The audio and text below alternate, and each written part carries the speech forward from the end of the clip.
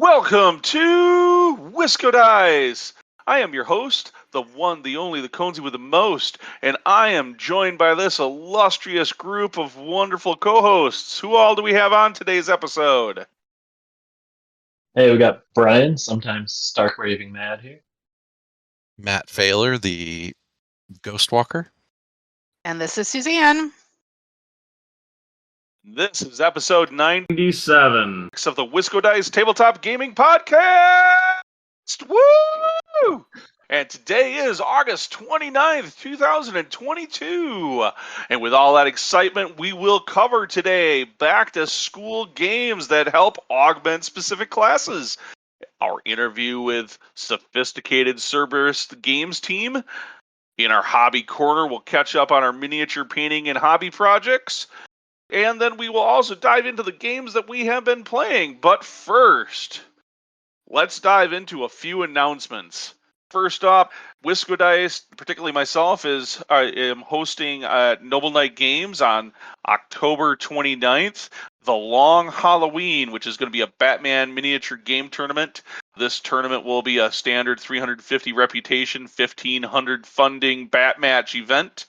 All of the information and the event pack with all of the extra details will be posted to our website with the show notes for this episode. On top of that, we are going to be launching our Extra Life 2022 effort. We had such a blast doing Extra Life last year that we'll be doing it again this year. Catch further announcements via our social media and or next month's episode of the podcast. We'll have information in our show notes available for how you can donate to the Wisco Dice team. But make sure you save the date for November 5th, 2022, because that's when all of the Extra Life festivities will be taking place. Again, contribute and more information will be getting released on what Wisco Dice is precisely doing for Extra Life in 2022 will be coming. But if you feel the need to donate, all the information will be in the release with the show notes for this episode. With that was a lot of announcements, all sorts of new stuff coming. Let's dive into what games we have been playing. All right, I guess I'm going to kick us off here. I don't know if I can quite match that hype, but I'm going to be talking about The Spill. This is a pretty new game. I think it just came out as kind of a Gen Con-ish release. It's published by Smirk and Dagger. Playtime's about 60 minutes. Player count can be 1 to 4 players. I think Ben and Suzanne, you two had played a few rounds, and then Suzanne and I, along with one of our other friends, played a few rounds of it recently. It's kind of an interesting game. Well, the general theme of it is it's like a oil rig out in the ocean has some kind of accident. And there's an oil spill, and you are going to kind of form this team of different workers. I think there's like 8 different workers you can choose from. Every game you'll always play like 4 of the different people, and they all have kind of different abilities that'll help you on each of your turns, and you're trying to contain this oil spill, you're trying to like rescue animals, and you're trying to clean up as much oil as you can before it gets too bad. My favorite thing of the game is kind of some of the components. There's a pretty neat like dice tower to it. It's kind of set up to look like an oil rig, and there's dice in the game that are kind of form the oil, so and dropping them through the dice tower, it kind of distributes them in these different zones, and then the number on the dice kind of further puts them in a certain area. And that's kind of how the oil flow is kind of controlled out of the thing. And the tower looks pretty cool. It works pretty good. It does put a lot of randomness into the game, which may be one of my critiques, but we'll get into that later. So that's pretty cool. Like, so the tower's in the center, and then it's distributing the oil dice all around it. And like out there in the ocean, your ships are kind of on the outer edges, kind of circling that. You move around, and you can kind of do different things. You can either pull some of the animals that are out on the board. You can try and snag them before they get contaminated. Otherwise, if they get contaminated and oil remains on them at the end of your turn, they'll end up going to sick bay, which is one of the ways you can lose the game. You can either have I think it's one of each type of animal. I think there's 6 different types of animals. If you have one of each in sick bay, that's one of the losing conditions. Or if you have 3 of any one type of animal, that'll be one of the losing conditions as well. I believe there's 6 or 8 of each animal. And then the other thing you're trying to do is try and collect a bunch of oil. So it's a little harder. You have a certain amount of actions you can take on your turn. It's a little harder to pick up oil. Otherwise, you can always just push oil back into the spill. That you'll pull the dice off still, but it'll go back into the bag and can kind of recirculate out later. Otherwise, if you're able to actually remove the oil, you kind of collect it and I don't know if you'd call it the scoring board of the game, which is kind of tracking your progress throughout the game. So I thought it was kind of interesting. You always play with 4 specialists, so no matter the amount of people you play, you can figure 2 players and you can play 2, or you can kind of trade off who's playing what, and that kind of gives you some replayability that you won't always have all of them in kind of different combinations. Will try and help you meet your win conditions. And the win conditions of the game, there's I think 3 levels of cards, and I'm pretty sure they all have 3 goals on them, and so there's some replayability there of how hard the objectives you're trying to complete are to do. I think that covers most of the general gameplay. I think I commented earlier, I might be a slight critic of the game. It was just a little frustrating. I thought we were playing pretty well. We played 2 rounds of it. We kind of succumbed to the same fate twice, which was kind of frustrating. With the randomness of how the dice spill out of the tower. Even like I said, I thought we were doing pretty well. You can just kind of be out of position and just kind of out of luck in a couple quick turns or something. It seems like it could go pretty bad, and we ended up having too many of the same type of animal going to the sick bay twice, which ended up losing our game. But it would have been nice to pull out a win. I kind of like fighting against the game and the strategizing with everybody, since it's straight co-op and you're not really competing against each other at all. But even if you do everything right, it seems like you can still get unlucky and lose the game. Ben or Suzanne, you have any more thoughts about it? Well, I can say it was very frustrating that we lost 2 games in a row when you and I were playing. Because I heard you and Ben did pretty good. Yeah, we've played at the medium level. We've played it 3 times. Once at the easy, which I think is the one we lost, then twice at the medium, which it did not seem all that much more difficult for us. But what you were saying about the dice rolling too, it's very random, and that can really, make or break what's going on a little bit too. So it is kind of fun. That suspense of the dice are falling, what's going to happen, so that was really kind of cool.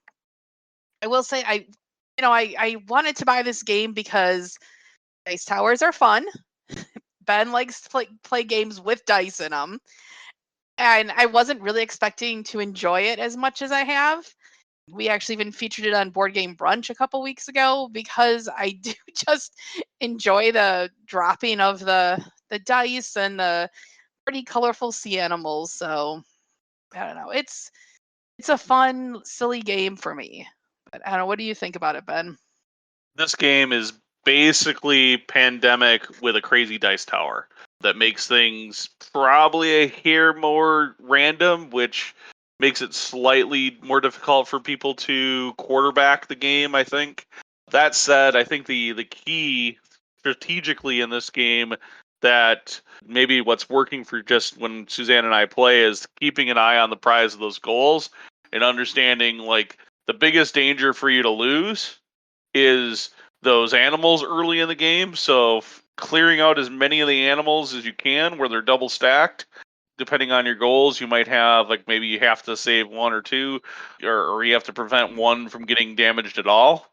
That can be very big. And then moving into dice elimination. Don't get sucked into eliminating dice too early. Just push them back. It's far more action point efficient while you're busy saving animals. And then once you have the animals kind of under control and you maybe have a couple of rows of animals saved, then you can start worrying on killing those dice off and putting more effort to that. That's kind of what I think I've seen work in the 2 games that Suzanne and I have played.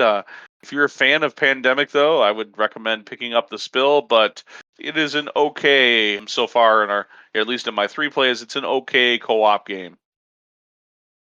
Yeah, I feel like it's a little less serious, maybe, or definitely at least not as much of a time sink as Pandemic. So you can kind of run through it pretty quick and shrug it off if you lose or try again. So pretty cool game, Yes. though. It's definitely quicker than Pandemic. Yeah, gameplay time definitely 20 minutes. is I mean, a it little bit on says the 50 shorter minutes. time. Yeah, it says 50 minutes on the box, but I think both of our games together when Brian and I play was maybe 50 minutes with a teach. Don't you think? Like, it was not that long. Yeah, it definitely wasn't very long. And yeah, maybe like a small little teach and figuring out for our first time. And I want to say we were probably at least halfway through the game when we lost too. Like I said, I thought we were doing pretty good, and then just like a couple unlucky things, like we couldn't even get a chance to kind of right the ship, as you could say. But Right. I'd definitely try it again. I have to conquer it sometime. Yeah, that seems very reminiscent to me of how things can go sideways in Pandemic. It's just a little bit quicker. So we can stack a couple of Epidemic cards really close together. Oh my god, Things yeah. go sideways in a hurry. If you're like, oh, we'll be all right, and then all of a sudden it's like the absolute worst thing happens, and like the next epidemic it lands, and yeah, it gets ugly real fast. But Best part about both those games is that if it goes sideways, the game is done in a hurry, whether you're successful or you fail. So you That's can always true. just re-rack and go again. that's true. I've had a few games of Pandemic that did not last very long. So yeah, this is. I was just gonna say with Spill, like that's why I was meaning. Like I feel like it happened so quick you couldn't even have a chance to react. It's not like, oh, you see it going bad and like you're trying to fight back for a while kind of thing. It just like all of a sudden it's like, oh crap, I guess we lost.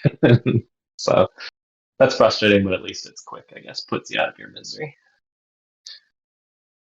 So let's dive into our next game, The Fall of the Mountain King from publisher Burnt Island Games. This game takes about 2 to 3 hours of play for 1 to 5 players. It is the prequel game to another game that this publisher has released, which is In the Hall of the Mountain King, which I think I'm the only person on the show to have played it. I did not really care for In the Hall of the Mountain King, so I was very skeptical when Suzanne signed us up to try this game at Gen Con. However, I immediately thought this game was pretty darn good, and we had to get a copy and snag the last copy of it at the show. In the game itself, a gnome invasion is basically happening of immense magnitude that's threatening all of the tribes that are in this of trolls that are in this game. And really, at a high level, what that means is that it is a territory control game where you're awarded points for a number of things. All of the time, though, all of the players they're faced with a single common threat, which is the gnomes. So while you want to score the most points to win, you're kind of forced into this interesting situation of having to co-op / score points for yourself kind of game, because those little prick gnomes are coming for all of your trolls, and you just continually feel this swarm push you back the entirety of the game. So the game is played over 3 waves. At the end of those 3 waves, whoever has the most honor, aka points, wins the game. So at the start of each round, what happens is they have these cards. They have a variety of interesting symbols on them, and it's probably the most challenging, complex part of the game to understand. These cards, including the starting card that everybody gets, represents your ancestry, which is kind of all of your learned skills that the trolls that are under your command they have, right? So it could be, are your trolls very good at reproduction and swarming more trolls to the map, or are your trolls very good at moving and attacking things? All these various things. when you get a card, it becomes you overlap it. It's a tactile kind of thing. You kind of overlap it onto your existing cards. You can't make your cards more than a 6x6 grid. It's kind of cool like that. And then you move on to the main part of the game, the battle phase of the game, where you're adding your trolls to the map, you're moving them, you're influencing troll champions to try to come to your side. You're doing all of these kind of things to kind of take control of sections of the board, beat off the gnomes, add more trolls to the board, those kind of things. And then it all sums up, when everybody's done taking their actions, it all sums up at the end of what's called a wave. It ends up with more gnomes coming onto the board and just these hordes of these little pricks killing off your trolls and taking over the board and just frustrating all of the players at the table.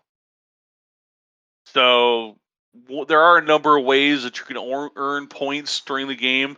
You can earn them from defeating the gnomes. Obviously, defeating gnomes is good. You don't want them on the table, so you get points for that. But also, when the gnomes invade, you score points for losing your trolls to those gnome invasions. So if the gnomes come on and you're already at a spot or territory on the board, then both the gnome and one of your trolls dies. And guess what? You score points for that. Benefiting from certain champion abilities. So there's this mechanism in the game that during that battle phase that you can push influence to try to claim some of these champions for further rounds in the game. The champions come with special abilities. Some of those special abilities include ways to earn more honor. For waves 1 and 2, you're going to score points for controlling caverns. For wave 3, still works for controlling caverns, but it changes up the mechanic a little bit on how you score points. And then finally, your ancestry can contain these elder symbols, which are absolutely worthless when you're playing the game. They can't ever be covered up. They're just kind of stuck spots on your player mat. At the end of the game, you can score a boatload of points if you have a boatload of elder symbols on your cards. What's really awesome about this game is just I'm going to say my favorite part of this game is it is one of the best territory control games I've played, and that's saying a lot. I don't know if it's the absolute best. I need a few more plays of it. But what's nice is you're constantly being pushed back by the game itself. Like, all of your battling is against the game itself, so you're never getting frustrated at anybody else at the table for doing something horrendous to you. Now, there is definitely player interaction components and things that other players can do to kind of mess you up or cause you all sorts of grief and cause you maybe not score enough points or whatever, because that's still definitely there. It's a high player interaction game, but it doesn't suffer from what I call the Game of Thrones, the board game syndrome, which is one of the early territory control games I played, where one player can be almost effectively eliminated from the game right at the beginning and then have to sit there for 3 hours. This game, that can't happen. At least I don't believe it can happen, having played it a couple of times now. So that's one of my favorite things with why it kind of falls into that favorite territory control game. The game itself visually looks really cool. That was one thing that I definitely thought in its prequel game. It had a very good visual look, very good table presence. Yes, I think the rulebook could be slightly better. Overall, I think that the components, the quality of the game, it's a very good game. Matt, I know I kind of put you on the spot the other day after doing what was a really bad teach, and I think you were the only person that might have read the rules for this game, and you kind of took over, kind of keeping the things together at the table. What did you think of Fall of the Mountain King? I really liked this one, and it could be that I just had a really, like, every once in a while when you play a game, something just clicks in your head. And territory controls are one of the ones I enjoy, like you. But I loved all the different aspects of this game. So like he mentioned it's hard to visualize, but these ancestries that you build, which is ultimately a 6x6 grid, dictates how your turn will go. So depending on how you build your ancestry and the things that you cover up, the symbols that are in your ancestry determine how strong of an action you can take and how many different types of actions you can take. So there's a lot of strategy about looking at your ancestry board and then being able to kind of plan your turn out and things like that. I do think, based on what you've described, and I talked a little bit with Suzanne about this, is I feel like this game may play differently with different numbers of people. Ben and Suzanne talked to me a little bit about how those gnomes were everywhere and it was hard to control them, and they were everywhere on a 2-player board. We play on the same size board we played with the 3 players.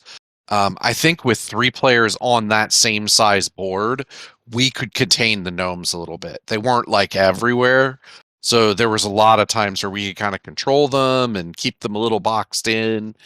And it was a little nicer to have 3 people to kind of beat them back at times. So you may find the game varies how easy it is to play depending on the number of players. But overall, I just really enjoyed it. I didn't think it was terribly hard to learn. After the first few rounds, you kind of really figured out what you were doing. But, a very solid game. Really easy, I thought, to understand the scoring, but it could be that just this is the type of game that clicks in my head.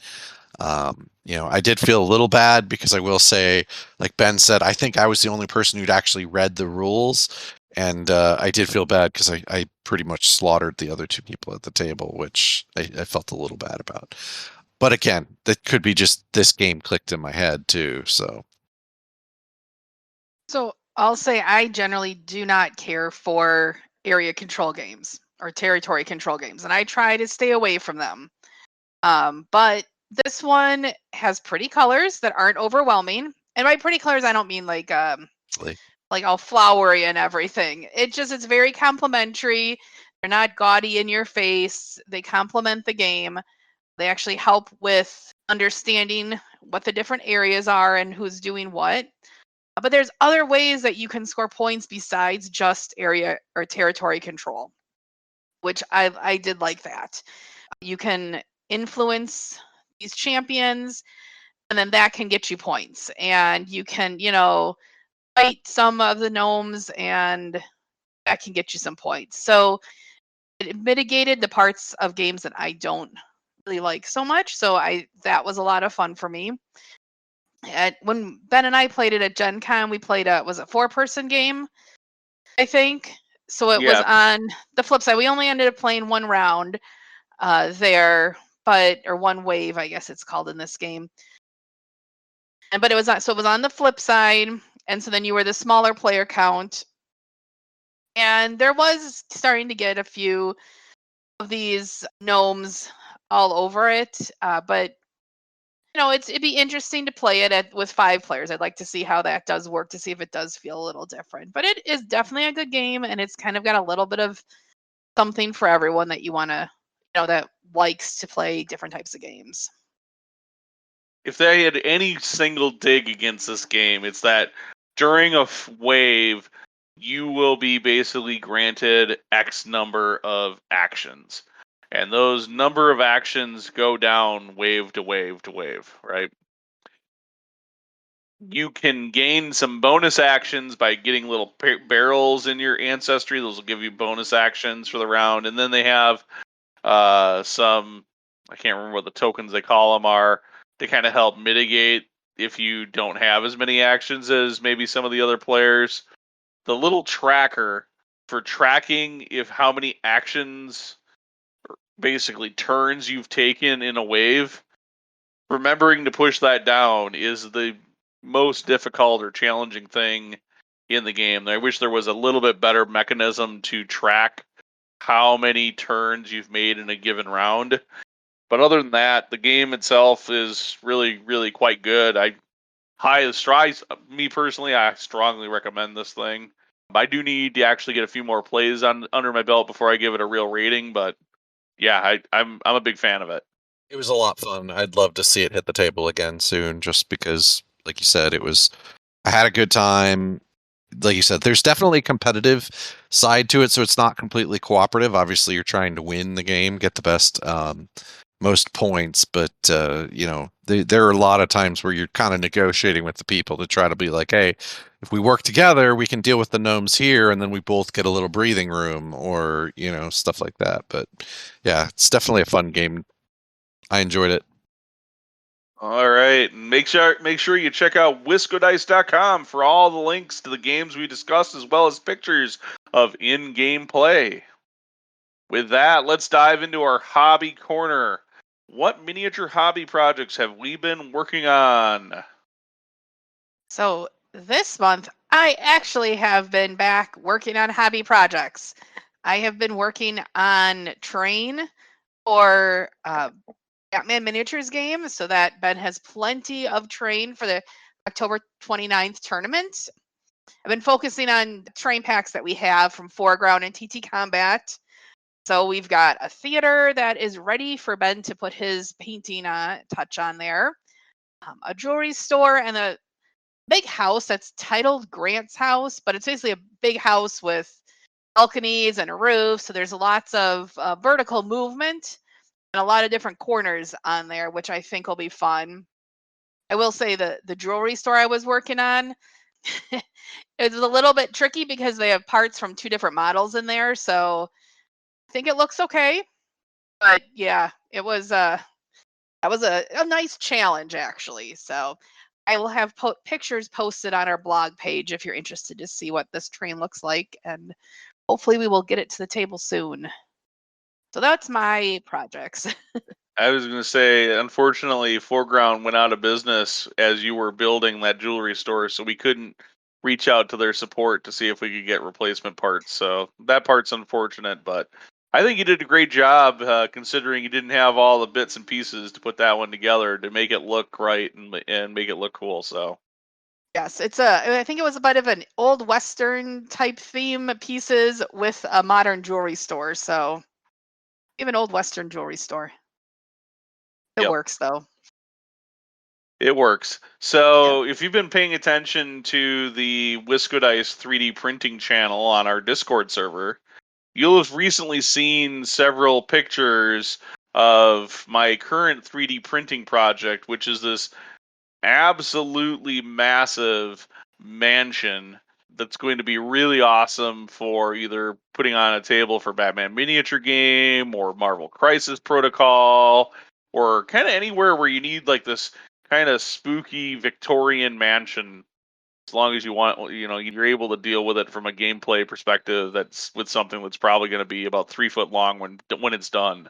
So it's a long ways off, but at least I've knocked out all of the pieces for the very center. So I think the tallest point on this thing is something like 15 inches off the table, and it's about the same level of depth from where the main entrance is in the center of the building all the way up to the top of the tallest tower. So that project's actually still printing in the background, and will probably take me another 2 or 3 weeks of printing to have all the pieces together before I can put paint on it. But I'm really looking forward to hopefully getting that project done and getting it to the table at some point to actually play on and play some Batman miniature games around it. In addition to that, and I think I talked about this on the last show, was the work at my hobby work towards the Batman 2-player starter set from Night Models. I have at this point completed the entire set. I actually ran a demo not that long ago. We're having it all set up and out. It was nice. I will say Carmine Falcone was probably the fiddliest model in that kit to put together, and maybe the fiddliest model I put together from Night Models at this point.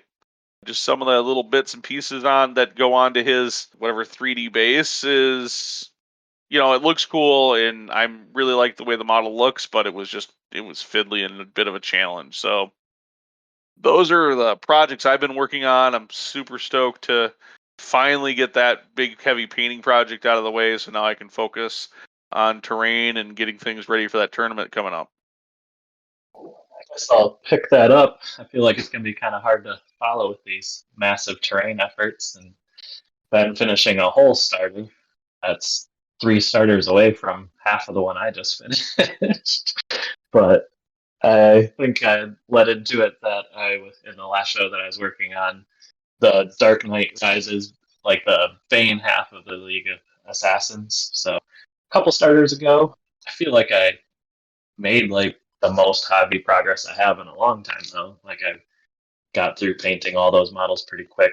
So I did like all the prisoners before that I kind of paired with them, and I had those all done. Well, I guess the rest of the Dark Knight Rises stuff, I think is maybe in about a month. I guess that doesn't sound too impressive to some people, but I thought that was pretty quick and impressive for me. I feel like I must be getting pretty comfortable painting my Batman stuff now. So after finishing that, I guess I did end up doing Catwoman from Dark Knight Rises just after that, which allowed me to switch those models to a Bane crew right away, or I guess Soldiers of Fortune, they're called now, rather.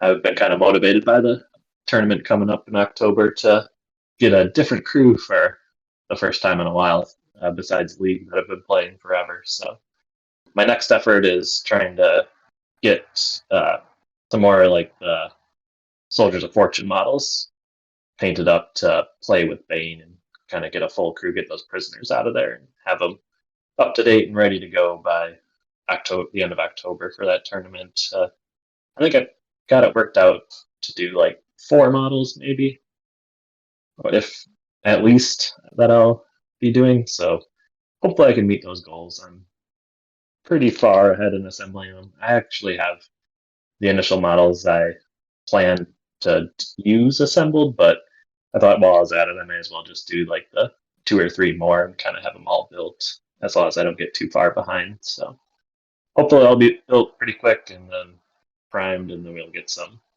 painting going again. And I've kind of made a target out of it. Our Batman nights about every 2 weeks or so. I've been trying to kind of get one new model every night. It's kind of every Batman game night is kind of the target I've been shooting for, which has helped me motivate. So I don't know, still pretty pumped to go on Batman. Yeah, you gotta get to work, get all those starter boxes finished, built and painted. Hurry up Yeah, I and do catch up actually. before they release another one. I'll be 4 in. Yeah, I think those, whatever the Bane League of Assassins are the first ones from a starter I've actually painted. So I guess, yeah, that's for sure, because the only thing I've painted has been League stuff up to this point. So we'll see. I think everything else I plan to do next is probably not starter box stuff. So we'll see how it works out. Make sure you check out WiscoDice.com for all the pics of all of our projects. There's a lot of them. So there's going to be some cool models. I just got to say, those terrain projects Suzanne was working on look pretty awesome. I got to see firsthand, painfully, Brian's new Bane models kicking my teeth in.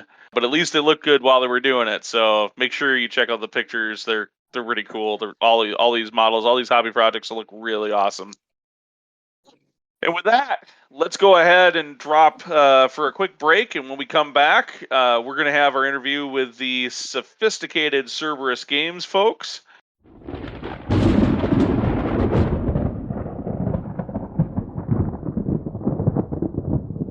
All right, and we're back. And we are joined by a host of individuals right now to talk to us about Sophisticated Cerberus Games. Jeremy, Ethan, Matt, you guys want to just give yourselves a quick introduction here for our listeners?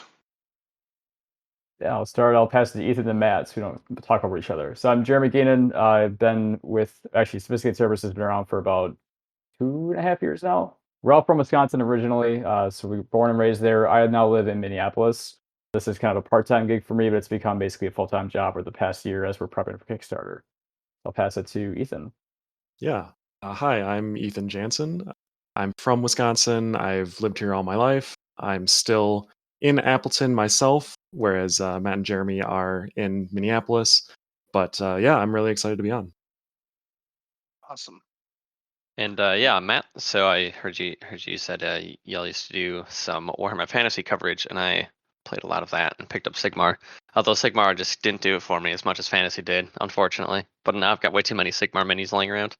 Anyway, yeah. So I'm also from Wisconsin, and I've been working on this Sideline Dark for a while now. Forward to hopefully a relaunch of the old Squarebase game soon. So Go Games Workshop. So I'm just kind of curious as we get started here. You said I think the company started about 2.5 years ago. What can you tell us about Sophisticated Cerberus Games? What was really inspired you to create a company that's designing board games and get into this industry that's clearly challenging to get going and get games to the market? Absolutely. So this was kind of we all grew up together. So we went to school together back in elementary, middle school, and some of us high school. So we've known each other for a long time. All of us are huge board gamers. So we all have massive collections, like way more games than we can ever play if we like actually went and played them all. I think I've still got like 10 at least in shrink wrap on my shelf at the moment. But we all were big into games. I've been kind of a creative person, and so are Matt and Ethan more so than I am. And so we just started talking like, hey, we love board games. Why don't we create our own? And so Matt and I started talking, and then Matt let me know Ethan was also interested in creating a game, and so we just kind of started talking. We founded ourselves technically in January of 2020, so right before the pandemic hit. So Matt and I were meeting in person for the first 2 or 3 months, maybe, and then we were working on a space exploration game initially. That kind of I had like delusions of grandeur about like this crazy game we could make that was super awesome because I love space, I love hexes and all this stuff, and as a first time game, it just got way too big. And so we finally were like, okay, let's put this thing on hold because it's not going anywhere. That's when we kind of transitioned into the Stifling Dark. And that was back in March of 2020. So it's been about 2.5 years now we've been working on it. Nice. And so there's the three of you. What are all of your actual roles? Like, I'm kind of curious. Like, obviously you're all friends, which makes things probably easy and/or creatively frustrating. I'm sure there's a bit of butting heads and whatnot on certain things. But how do you guys all kind of fit together to make the puzzle work? Good question. We, like you mentioned, there's some butting heads for sure sometimes, every once in a while. But it's also nice because there's three of us. So tiebreakers are easy because there's never an even number of votes. Yeah. Unless we all vote for a separate thing, then it kind of sucks. But I kind of do a lot of the business related things. So think supply chain, marketing, finance, all those fun administrative tasks. I've got a background in business, so that's kind of my role in the company. And then Ethan and Matt are more the creative side of things. So Ethan does some of our graphic design, some of our iconography, that sort of thing. And then Matt does a lot of the story and kind of the lore building along with Ethan. Gotcha. All right, Suzanne, do you have some questions you wanted to ask? Oh, so you mentioned about working on the space game that's put on hold, which I am going to be excited to see when you do develop it because I love space games too. And the crunchier and the chewier, the better. But what are you currently working on? What is this big game that you are ready to launch on Kickstarter? Can you tell us a little bit Yeah. about that? Yeah, so we're currently working on the Stifling Dark is the working title of our game here, the one we finally settled on after like 6 or 7 months, I think. And so essentially what we've got here is a one versus many hidden movement game. So one player is playing as what we call the adversary, and they're going around trying to in some way stop or essentially murder the investigators. And so the paranormal investigators is the other team. And they're going around with their flashlights trying to look for evidence in these maps. In this case, our first map is the sawmill. It's an old abandoned sawmill. And so you've got your flashlight templates that you go around looking for evidence and trying to look for the adversary to kind of slow them down and stop them. It's a very high level version of our description of our game. And we're very excited to show it off and put it out in the market. Yeah, we saw at least what you had at Gen Con. We got to peer over the small crowd that was around your booth, and we were running between games and didn't have enough time to stop and say hi at the moment. But we couldn't help but be impressed by the flashlight templates and the board. I love the one versus many kind of hidden person games, so I'm really excited to get a chance to actually sit down and try this game. It's clearly inspired off of I think it's got to be inspired off of the 80s like horror murder kind of movies. But what really was the actual inspiration for the Stifling Dark? Obviously, it's much different than a sci-fi game that you originally started out trying to create. Yeah, so the Stifling Dark was actually kind of my brainchild, at least at the start. Obviously, we've all put a lot of work into it, and since then it's come a long ways. But yeah, when I originally was kind of thinking about it, I'm a huge fan of horror and slash films. Like you said, definitely a lot comes from that. I've watched like all the Jason films. I'm a huge fan of the Halloween franchise, all that. And I guess, I've DM'd a number of times. And as we kind of kept doing it more and more, I really wanted to do something that was kind of quick and easy to set up, but that had that kind of atmospheric, and you can kind of get the scary kind of atmosphere going. So I really wanted something that was hidden movement, but had that freedom of movement as well. Because a lot of them, it's just point to point. You don't have a lot of free movement to move around, especially if you want to try to do line of sight as well. So that's kind of what all came together to form the Stifling Dark. And basically, it was just like it was a game that I wanted to play, but we hadn't seen it out there yet. So I got talking with Matt about my idea. Originally, it was just I wanted to kind of make it for me and my friends to play. But I talked with Matt, and he was talking about how him and Jeremy were thinking about making a game. So we all kind of just combined forces at that point. Nice. Sounds really cool. That line of sight, the flashlight template, really caught my attention. Line of sight in games oftentimes is something that I always struggle with. So the idea of having this template that clearly defines for me what I can see was very intriguing and got me really excited. I mean, I was telling Ben, like, we gotta really keep looking at this because I like that part of it. Like, I don't know what else is going on in the game, but that's good. What parts of this game are you guys really excited about? You stole my thunder a little bit. It's the flashlights. Oh, So that's sorry. no, you're good. So that's a thing that kind of I always at conventions I always say it's our claim to fame, even though we're not famous. Like that's a thing that we spent a lot of time kind of polishing that mechanic. So we started off with just a square grid, and the flashlights were really kind of janky. Like they were this weird looking square based grid, and then we went into kind of a hex situation briefly. That didn't work out very well, and we finally landed on our current what we call like a circle hex grid, and that's what ended up ultimately working with the flashlights. There was some math in there too about proper angles and like how big the flashlight should be, so how many spaces it will cover. But there was a lot of blood, sweat, and tears went into the development of those flashlights, and we get a lot of good feedback. Like you mentioned, it just catches people's eyes from a table presence perspective, but it also does a very good job of very quickly telling you kind of what spaces you can see on the board, what's visible, what's not, and to hopefully remove a lot of those edge cases about, hey, I think I can see this, but maybe I can't. It's like it's a very good way to check what you can actually see. And the response has been very good so far at conventions, whether people actually just see it as they walk by or if they actually play the game. It's a really good table presence, and that's kind of the most exciting thing about the game. But I guess the other part is just the fact that we've gotten this far. It's been a long journey, so being able to see our product, like when we got our physical prototypes, it was really, really weird to see an actual game that we created, opening up the box, pulling out the shrink wrap, and seeing the components was really cool to see. So that in itself was exciting. But the mechanic we're most excited about is the flashlights for sure. Yeah, I was gonna say for me as well. One of the pieces I really like about hidden movement games is, especially the horror theme, is like playing as the adversary and hiding, and then normally when you're doing actions, you're kind of giving a little bit of an idea of where your location is. So when you just go silent for 2 rounds and don't do anything, so then people are really on edge, and then they think they know where you are, but you pop out right behind them and just surprise everybody. It's just so rewarding. I was gonna say, I think this mechanic is so unique in this genre of games. When you think of a game like Fury of Dracula from, I think it's WizKids has it now. I'm not even sure who has it. It's been around too many companies now, but that it feels like the classic in this hidden movement genre. And this just takes that idea and jumps it like to the next level. It seems really exciting. Like I said, I'm super pumped. So I think it's gonna.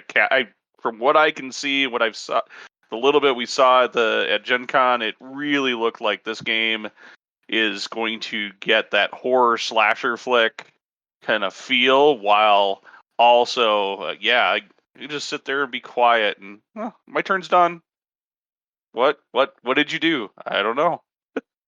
Really get that suspense at the table. Mhm. So when can we see this game come out? When are we going to get a chance to get our hands on a copy, or at least give you our money so we can get a copy of it? It'll be coming on Kickstarter October 4th, and so we're just as of recording this, we're about a month and a half away. We will be live through Halloween. So as I'm gonna steal a term from Ethan's girlfriend here from Gen Con. She always said spooky month for a spooky game. I like that. So we're kickstarting. It just kind of worked out. We didn't actually plan it like that, but just with the way things fell together with conventions and marketing and manufacturing and all that stuff, it just worked out that we were going to start in October. So we'll be live on October 4th. Awesome. That's perfect. I think that fits this game just perfectly. They couldn't have asked for a better marketing. That's when everyone's looking for those spooky games. Whether you're going to get it there or not, you're in the mindset of looking for them. Yep. So, yes. Quick question for Matt. When you're jumping out behind people, do other players actually scream like they would in the movies? I don't know if we've had anyone actually scream, but we've definitely had people, give like the gas of like, oh my gosh, he was right there the whole time. We just completely missed it. So yeah, it's not quite the jump scare scream level, but that's really hard to pull off in a board game. Yeah, I'm picturing playing it in the dark and kind of with candles around you and stuff. So that's ideal there. That's we probably actually how have a comment on Board Game Geek that you guys should read. No, we don't have too many comments, so it's gonna be pretty easy to find at the moment. But there's a comment about somebody needed to change their pants after they played it, if I remember correctly. Oh. So we had that, I guess. I wasn't in that game, thankfully, but that's one of the comments that's on our Board Game Geek page right now. So forgot about that. I can see, like, you put the mood music on, dim the lights down, get the candles. This is a definitely. I feel like I'm already like I'm just ready to go. Like I'm ready to. I want to play this game. So you talked about some of you like space games and also kind of what inspired you to create this game. What other games inspire you three? Sure. Yeah, so I'm a huge fan of there's a few games I really love. Evolution is one of my favorites. That one, I love it because it feels like all the mechanics really mesh well together and they just kind of come together to make this game that's easy to pick up, but it's different every time because you can build all sorts of different creatures. I also love Star Wars Rebellion because I think it just nails the theme. And I'm obviously with this kind of a game, with a horror game, it's very atmospheric. I love that kind of theme setting and really being able to get into it. And Star Wars Rebellion is definitely one of the ones where you feel like you're the Empire or you feel like you're the Rebels. And then I also wanted to highlight Captain Sonar, another hidden movement game, but that's kind of like a team-based sort of battleship thing. And I love that too. It's so much fun trying to kind of work with your team to figure out where the other team might be and not try to give away too much information. So all that kind of inspires me quite a bit. for me, I'm going to stick with the table presence focus here for a minute because I've got way too many games that inspire me that I like. But thinking strictly of table presence, one that always pops out to me is photosynthesis. So having those trees and like the sun moving around the board, it's just got great table presence with, as Ethan mentioned, the kind of thematic. Like you're growing a tree from the little seed to the sapling to the bigger trees. So that's always a great one. And then one that kind of blew my mind when I first played it was On Her Majesty's Service. Not only rotating pieces on the board, but the board itself rotating depending on what you play. So that was just a really cool experience with kind of the steampunk theme. That was another game that just the way the mechanics worked and just moving the entire board like changed everything about how you played. And you had to kind of line up your things based on the rotation of those individual pieces. That was another one that kind of just really threw me off guard when I played it for the first time in a good way.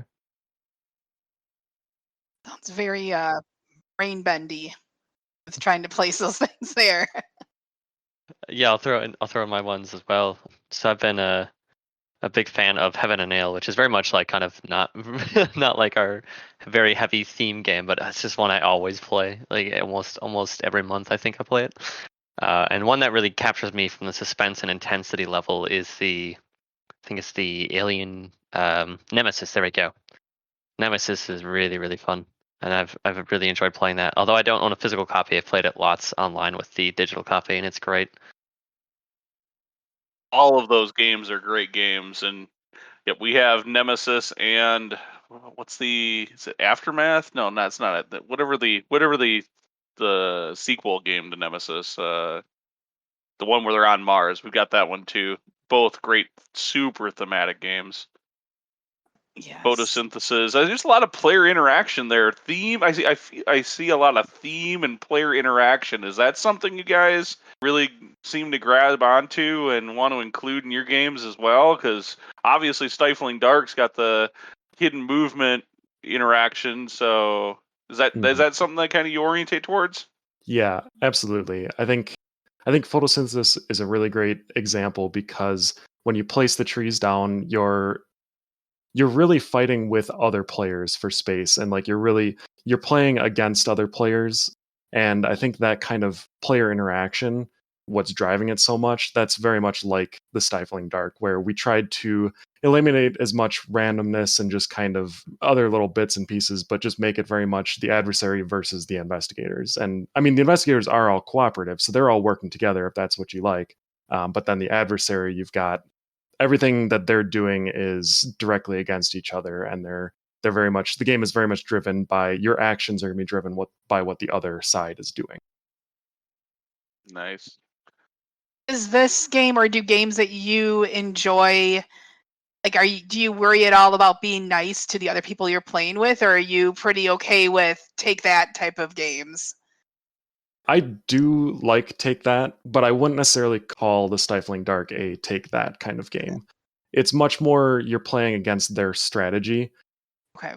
I wouldn't say that we necessarily have like anything that's really gonna just you get that card and you're like, oh, okay, I'm gonna really just ruin their day. It's more like, okay, we have to react to this and we have to figure out how to deal with it, but not so much of like just we're gonna throw everything at them or whatever.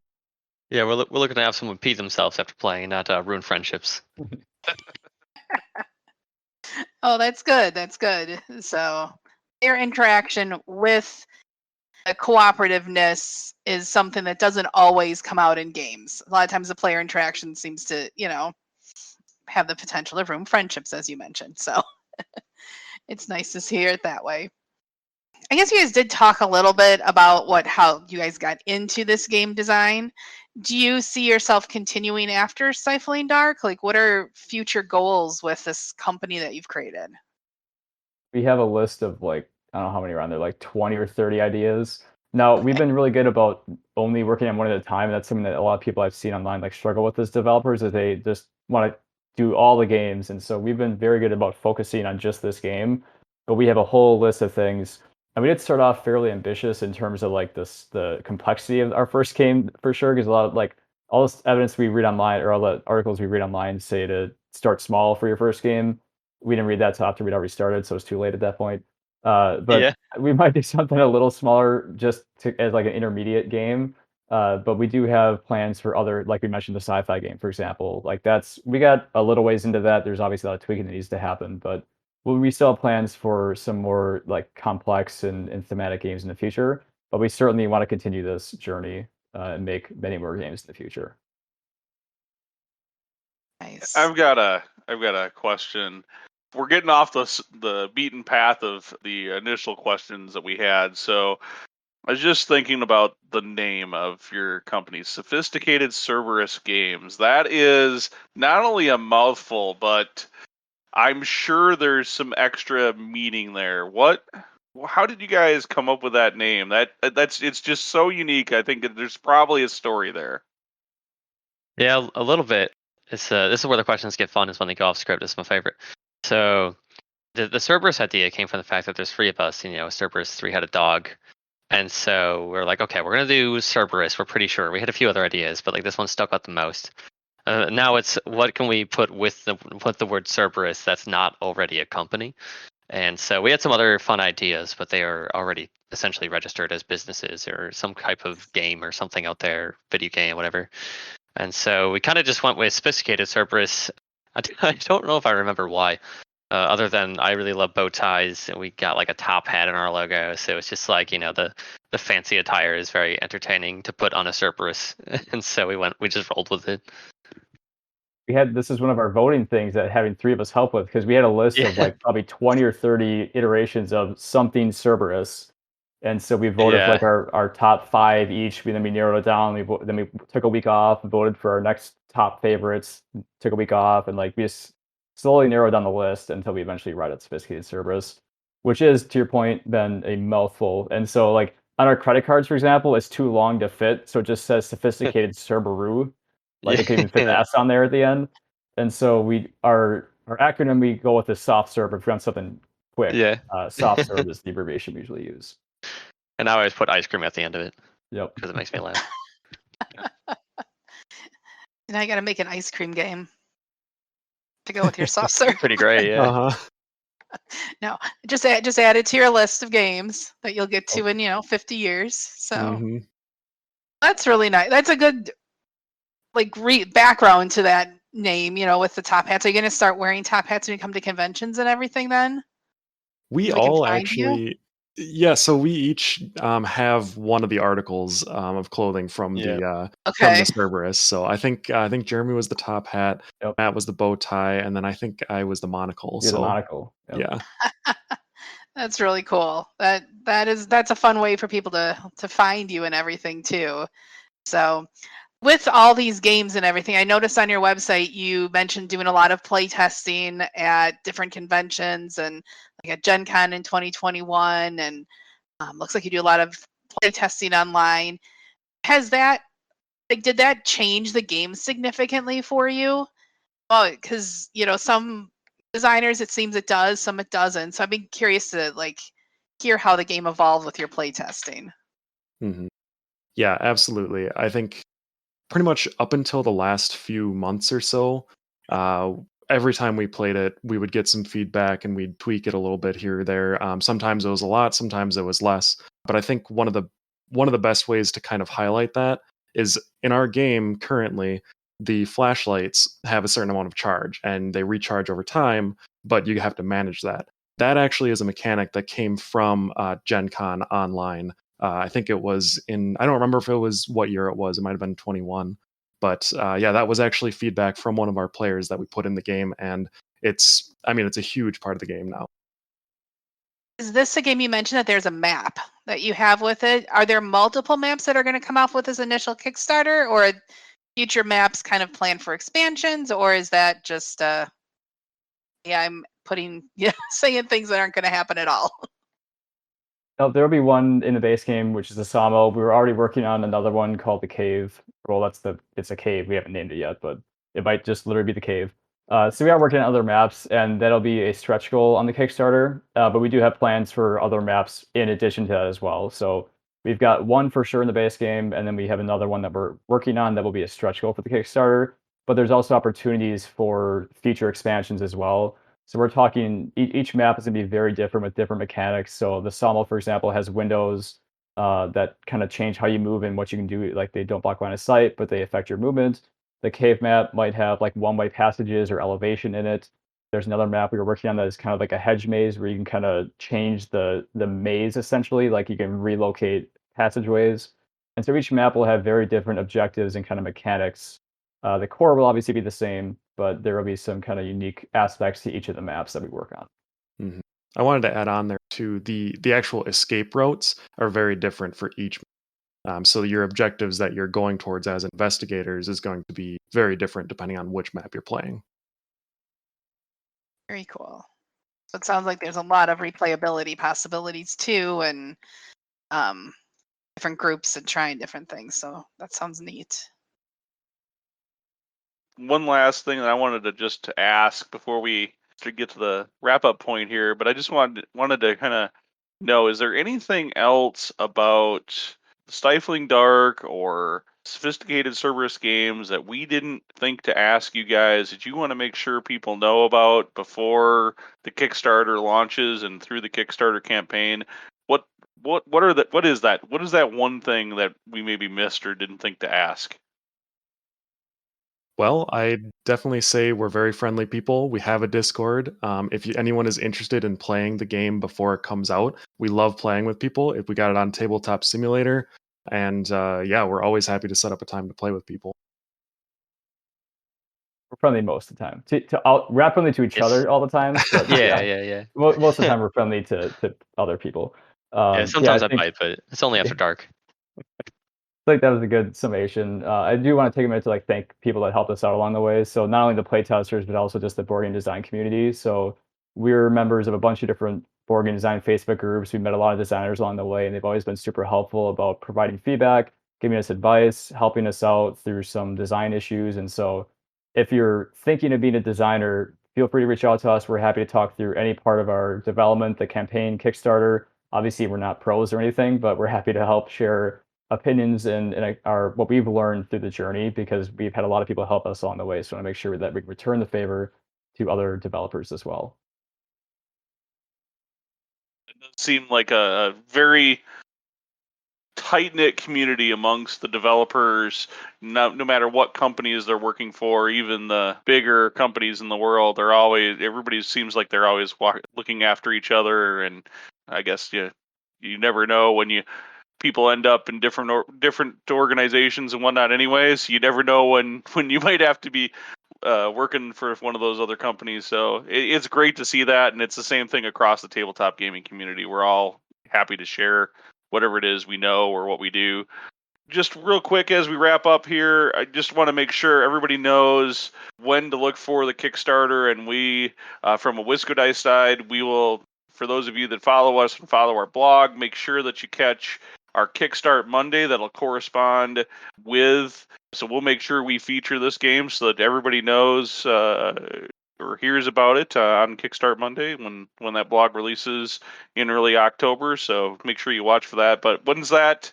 If you guys don't mind, just when is that game launching, and where can people find out more information if they need to? We're 4th, 10 a.m. Central specifically. So 10 a.m. Be ready. If you search the Stifling Dark on Kickstarter right now, our pre-launch page is there, so you can go just on Kickstarter, search the Stifling Dark, and follow along. You'll get notified once we launch. Otherwise, just search Sophisticated Cerberus Games on Facebook, Twitter, Instagram. We're on all three. Or Google the Stifling Dark. You'll see our Board Game Geek page, among other things. So October 4th, 10 a.m. Central Time is when we're launching. We'll have all of that in our show notes. We'll have links to all of that, so you guys can make sure, if you're listening to this, go to wiscodice.com, and you'll be able to find all of that information. With that, I want to give a big thanks to the three of you, Jeremy, Ethan, and Matt. You guys are definitely the three-headed machine here, and we're looking forward to this game and many more that you create. Thank you very much for having us. It's been a pleasure. Yeah, thank you. Agreed. Thank you. And when we come back, we'll get into the main topic for the show.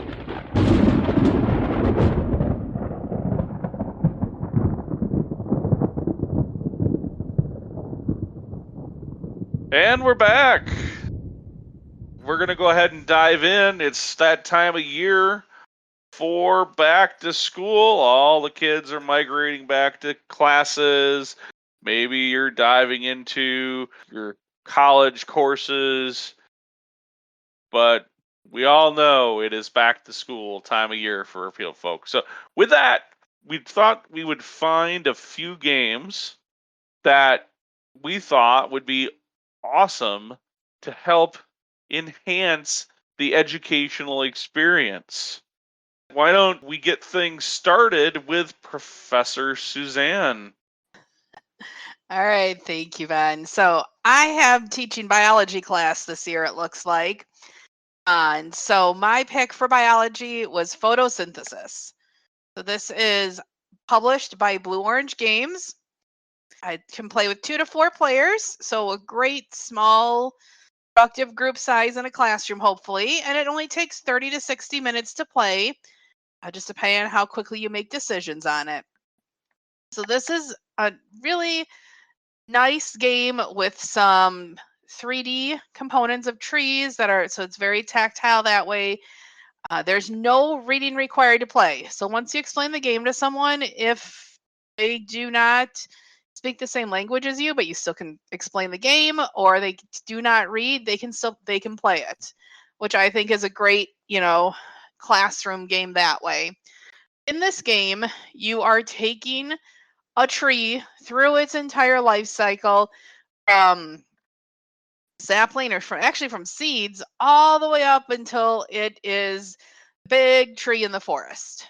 And then it recycles, and the whole life cycle of it's shedding its seeds and it grows again. So you earn points for having your tree grow, and the sun revolves around this board, and you can block your opponents or your own trees if you want, scoring points by blocking the smaller trees from the sun.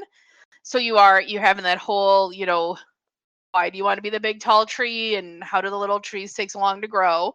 So you're going to kind of do that. There are expansions to it where there's a moon also, but expansion is not necessary to play this game and keep its replayability and also enjoy it. So it's just a nice eye-catching game where you are physically moving these trees and changing it and doing your thing, but also need to be aware of what your opponents are doing on it. So my pick for biology game is Photosynthesis. Photosynthesis is a lot of fun. It's a great game that teaches that whole, like, how trees grow and how forests succeed. But you do have to, I think you want to be careful. It's a pretty heavy player interaction game where some folks can get a little frustrated or upset potentially when their trees get blocked because the other players are blocking them out or whatnot. So things to kind of be cautious on. Suzanne, what age group do you think would be perfect to start teaching your biology course to? My experience would be probably third graders could definitely handle this.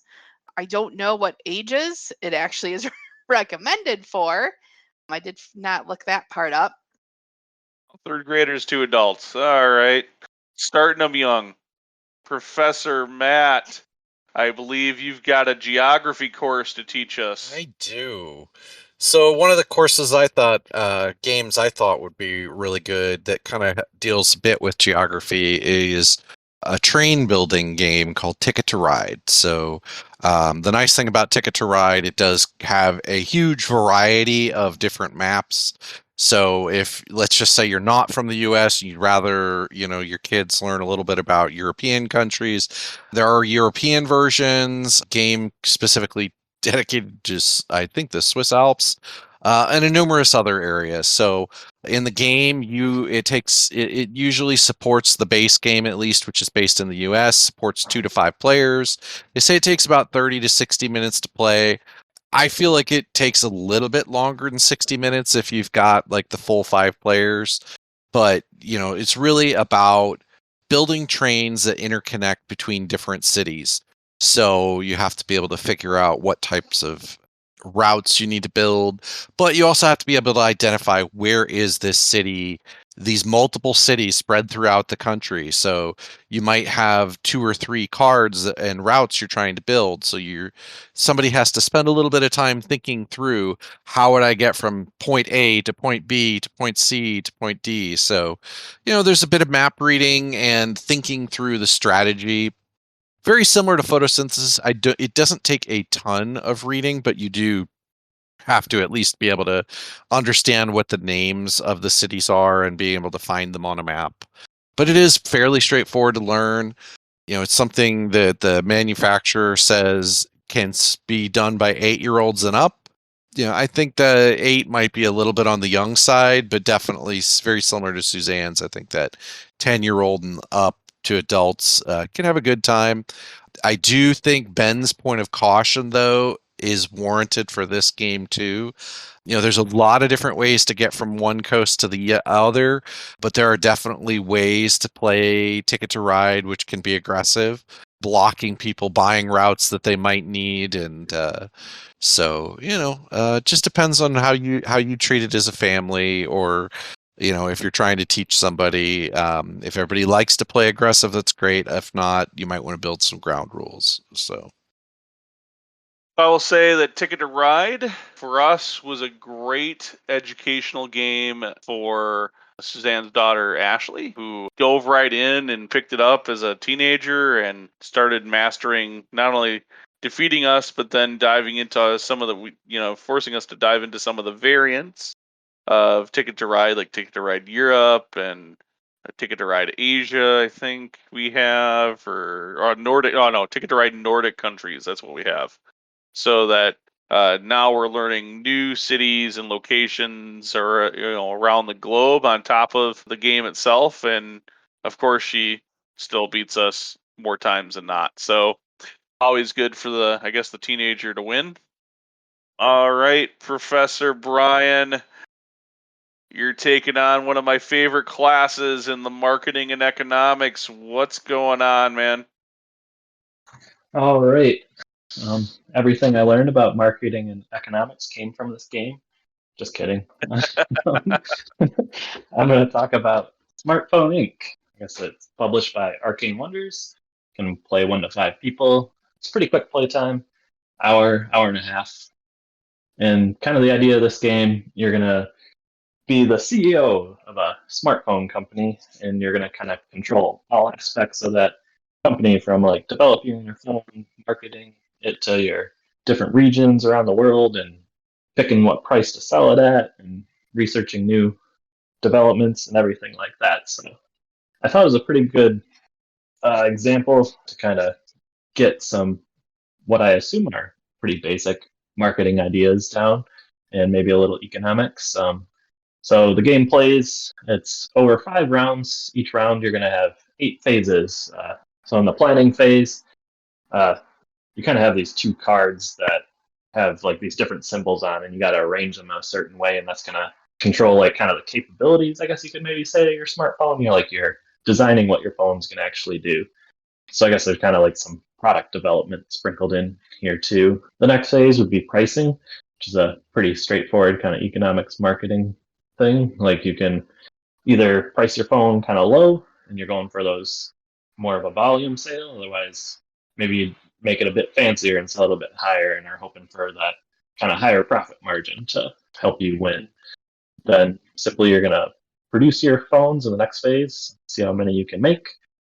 And then again, there's like some development and research phases. That's going to kind of expand what you can put into your cell phone to make it better and more appealing to people. And that'll can also research to improve your selling ability in different regions throughout the world. And I guess also as a game mechanic, there's some kind of more special powers in that as well. The next phase, expansion. Your offices are located in certain regions of the company, so you can only sell where you actually are at. So you can get into different markets and competing markets depending on what your opponents are in. And then finally you get to the kind of the most crucial part of the phase of selling. And again, that's where your kind of price and capabilities are going to come in. Like generally the people will kind of snag up the cheaper phones first, and then maybe you can get into the market with your more expensive phones at a different company and balance it out. And then finally, kind of the last phase of a round is going to be your profit, and that's you're going to see how well you did. And the idea is to score the most money, and then you win. So very real world, very kind of key marketing, economics, and maybe some like product development topics are in this game. I guess we've kind of highlighted what ages we think it could be good for. Like the concepts are too hard, but the gameplay might be a kind of a little complicated. But I'd still put it in like probably like middle schoolers, like maybe 12 to like teenagers up would probably have no problem playing it. So. Smartphone Inc. is another one of those games that falls into my favorites. So I do agree. I think it's about the right age group to start this game on, and the idea of competitive markets and